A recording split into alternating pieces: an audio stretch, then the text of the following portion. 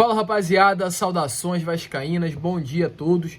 Vim aqui agora gravar o Acorda Vascão, o primeiro vídeo desse domingo, como eu sempre faço para vocês, para trazer o que aconteceu na coletiva de ontem do Emílio Faro, a confusão que houve na porta do hotel lá em Brusque, um clima realmente muito tenso dentro do Vasco da Gama. Mas quando eu ia publicar o vídeo, eu percebi que o pós-jogo de ontem eu acabei subindo sem o áudio. Então, para vocês não ficarem sem esse conteúdo, que ficou muito bom, o que eu vou fazer? Eu vou colocar agora, às 7 horas da manhã, o pós-jogo, no caso de ontem, da partida entre Vasco e Brusque, com áudio, e meio-dia de hoje, em ponto, eu vou estar colocando o vídeo que eu iria colocar nesse Acorda Vascão.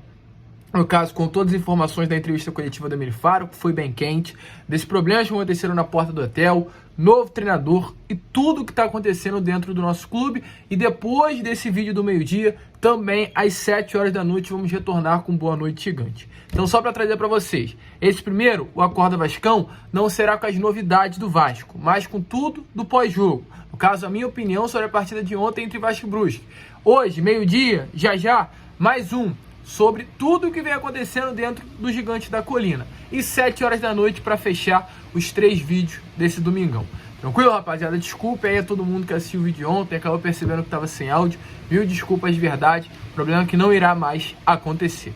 Valeu, rapaziada, saudações. E agora aí fique com o pós-jogo de Vasco e Brusque. Agora sim, né? Deixa o like, se inscreva e compartilhe o vídeo. Fala, rapaziada, saudações vascaínas, vamos que vamos para mais um vídeo, mais um pós-jogo e mais uma derrota do Vasco jogando longe do Rio de Janeiro. É de fato aquele ditado: quando joga dentro de São Januário, ao lado do seu torcedor, o Vasco é um leão. Mas quando joga fora de São Januário, o Vasco vira um gatinho, vira presa fácil para os seus adversários. E hoje, na boa, o Vasco perde para um dos piores times dessa Série B do Campeonato Brasileiro, o Brusque, que teve o seu técnico demitido ainda nessa semana. Hoje foi a estreia do Gilson Kleina no comando sobre o time de Santa Catarina. Mas mesmo diante dessa mudança, mesmo diante de um time limitadíssimo como é o Brusque, o Vasco não conseguiu mais uma vez ser competitivo fora de casa. Mais uma vez aquela competitividade que a gente tanto vem falando nos nossos vídeos não apareceu. O Vasco não conseguiu desenvolver jogadas, o Vasco não conseguiu jogar bola. E mais uma partida que o Vasco joga longe de São Januário, que o torcedor vascaíno não consegue torcer. O Vasco terminou a partida com 2 finalizações no gol do Brusque.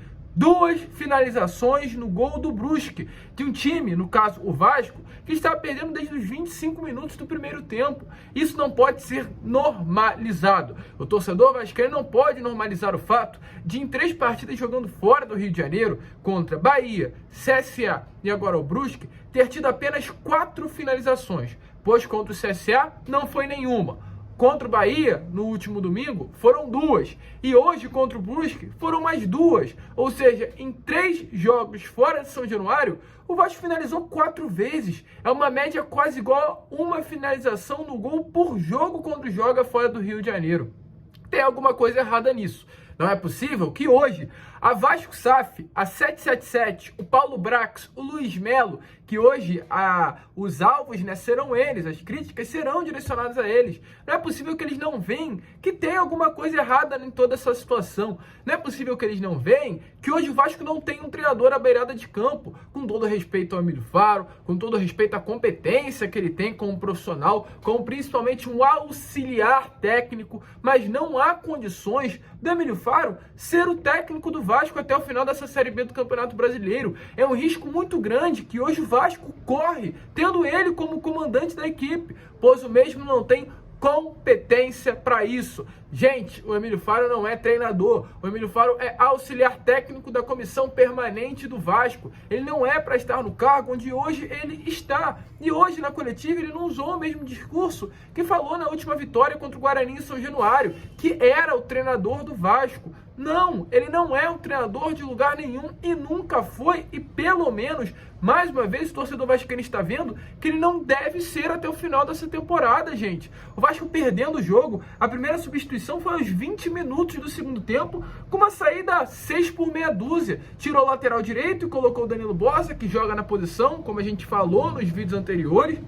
e tirou o Edmar e colocou o Paulo Vitor. Ou seja, não mudou nada no final das contas, não fez uma modificação no setor ofensivo, não tirou o centroavante para colocar um jogador de lado, não tirou um volante para colocar um meia de armação.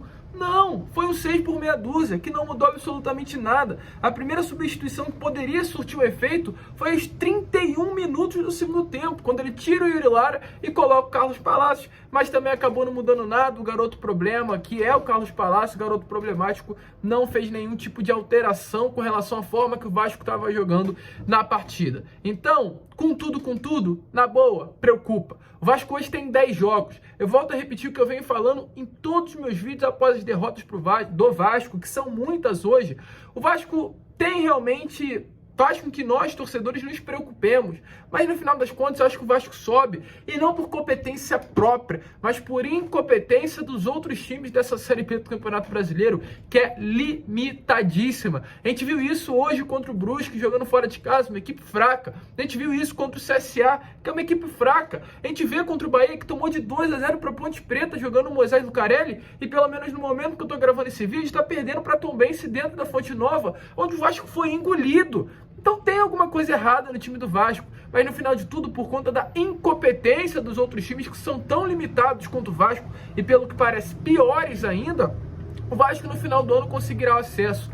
Mas se ficar inventando muito, se ficar insistindo num erro que hoje é Emílio Faro, vai complicar. O Vasco tem que trazer um treinador. Alô Paulo Brax, alô Luiz Melo, que hoje são aí os donos do Vasco da Gama, né? São aí os caras da nova gestão do Vasco da Gama. Se posicionem. Tem treinador livre no mercado. O Renato Gaúcho fechou com o Grêmio. Quarta-feira a gente vai enfrentar o Grêmio lá na Arena do Grêmio, já com o Renato Gaúcho na beirada do campo. E a torcer para não tomar um sacode do Grêmio lá. Porque pode ficar feio Vasco e Grêmio quarta-feira na Arena. Pode ficar feio Vasco Sport lá na Ilha do Retiro.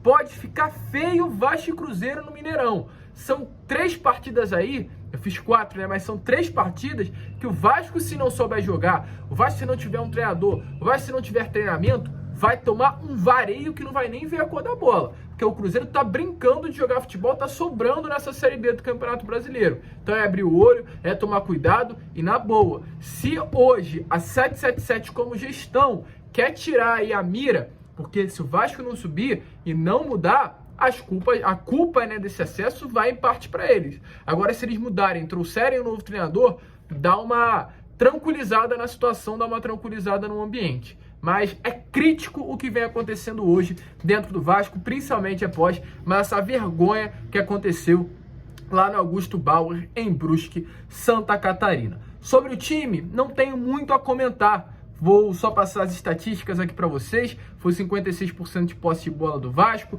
13 faltas cometidas, 1 impedimento, 12 finalizações, sendo apenas 2 no gol. A arbitragem, também prefiro nem comentar. É claro, é chato, né? Porque o VAR, da mesma maneira que atua para os adversários do Vasco, não atua a favor do Vasco da Gama. Eu duvido que o VAR iria, num jogo do Vasco, dar uma penalidade máxima ao Vasco olhando o VAR, e também o VAR iria cancelar um gol do Vasco, iria cancelar um gol do adversário do Vasco, como aconteceu hoje lá no Augusto Bauer. Mas enfim, foi da maneira correta, é isso que importa, mas eu gostaria muito que o critério que fosse utilizado nas partidas contra o Vasco também fosse utilizado a favor da nossa equipe.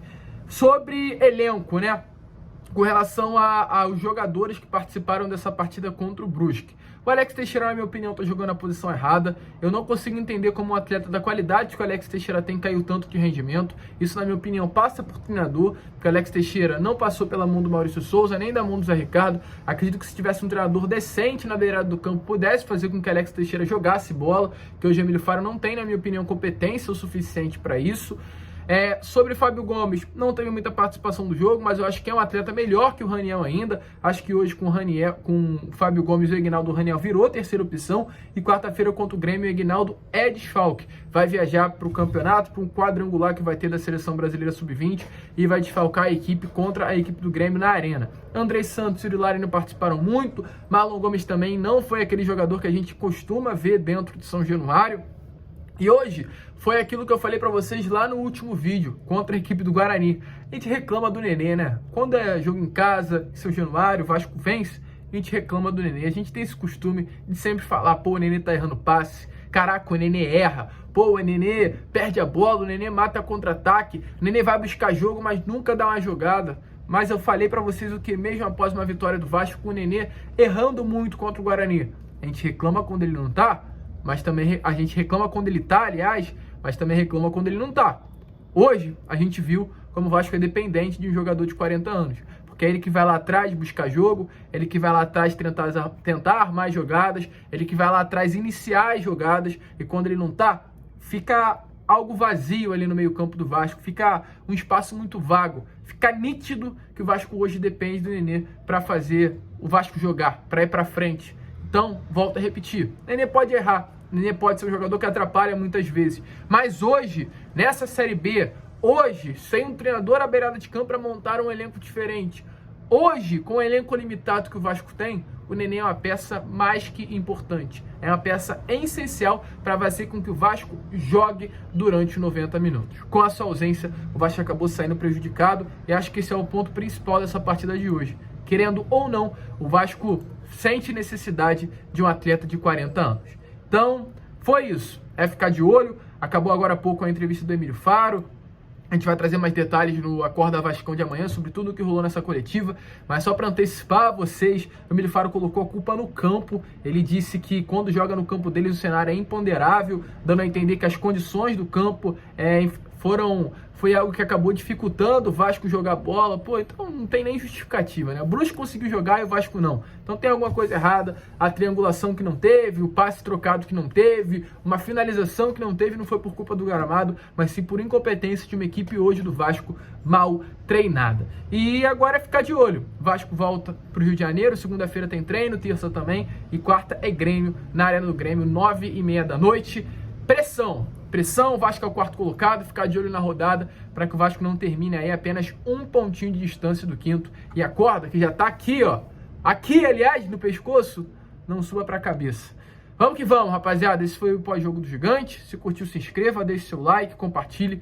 E amanhã às 7 horas da manhã retornaremos com o nosso com o nosso Acorda Vascão. Grande abraço a todos, fiquem com Deus e saudações vascaínas.